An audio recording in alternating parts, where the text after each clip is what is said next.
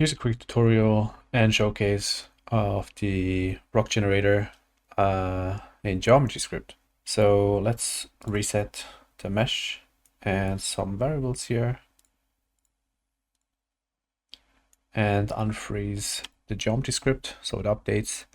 Initially we start with this simple sphere, which obviously you can use for other things as well. Maybe you need a boulder for your game. The core utility is that you can basically select any mesh that you want. And we have an easy way to make a rock out of pretty simple shapes. This one is this one. We just reset the material. There are also three materials included. The base, which is the grass that you will see here. Then there's a snow version and a desert sand version. Yeah, that's that mesh, by the way. You have three magnitude sliders for each of the displacement textures here. So if we increase this one to 10, not to 100, 10, you can see it added some more detail, some more roughness. If we add here also like 5 or 10, you see the details get a bit more pronounced and are more sharper. And depending on how big the mesh is, it will look different. The bigger the mesh or the more scale the UV is, the more magnitude you would need. So we could also crank this up to like 32. And you will see if I select the torso here, oops, here, the magnitude for it is way too strong. So we have to scale it back for like smaller meshes or where the UV is much smaller. So let's make this like 5, just half the values. It will already look a bit better. But for this one, we can actually go a bit lower, like 3, maybe even like 12, something like that. Then even like more complex shapes or very unique shapes. I don't think that's a very normal shape for a rock, but I think it has something that looks cool. And we can crank this up back to 16, maybe try 5. And it's really just experimenting. Maybe let's try 10 and see what happens. It definitely looks interesting. We can also turn the UV back to 2, or we can scale it much higher.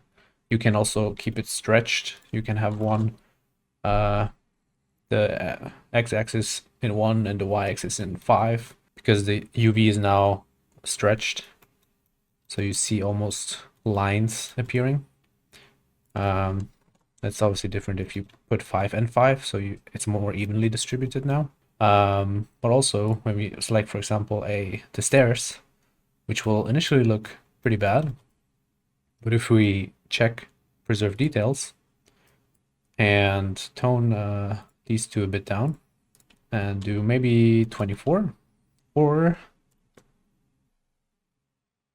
go back with this, let's do 2 and 2, and maybe go like 1 and 2. You have pretty cool stairs, which we can play around with. The UVs, for example, or we can just leave it as is. So basically you can see we have displacement base, displacement detail, detail 2, and that is also the order for the magnitude, how strong these are applied. So magnitude detail, and magnitude detail 2, so these are corresponding to these.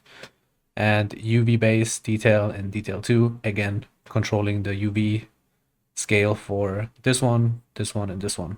And also we have offset. I'm going to show it on this arrow, or we already had the arrow. Let's do this one. So the offset is basically, well, offsetting the mesh along the normals. So if we put 10, you see the mesh gets extruded outside along the normals. We can do like something like 24, which can also bring pretty interesting shapes if we, for example, take this mushroom here or the arrow, which then looks like a mushroom. This can also have pretty interesting effects.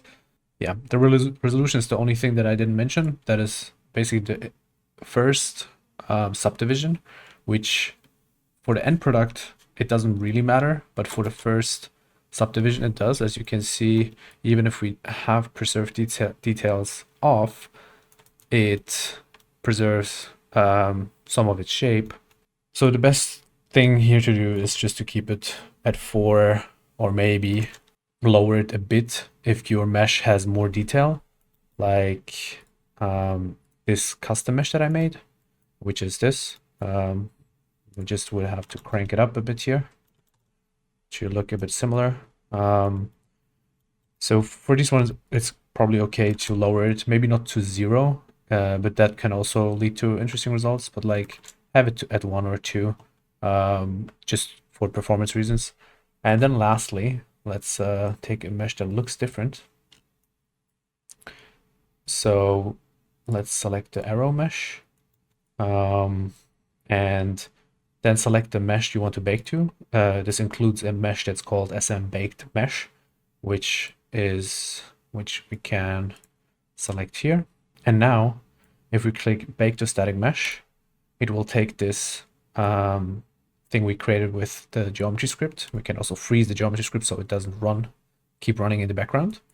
And now we have a static mesh baked. All right, lastly, you can see the vertices can quite balloon, even in the hundreds of thousands, depending on the base mesh and what resolution you go with. So we want to remesh that. So for that, we enter the modeling mode, and you can either use the normal remesh or voxelize it. I like to use normal remesh, and you can see it's at 60k triangles. Let's try something like maybe 4,000 or 5,000.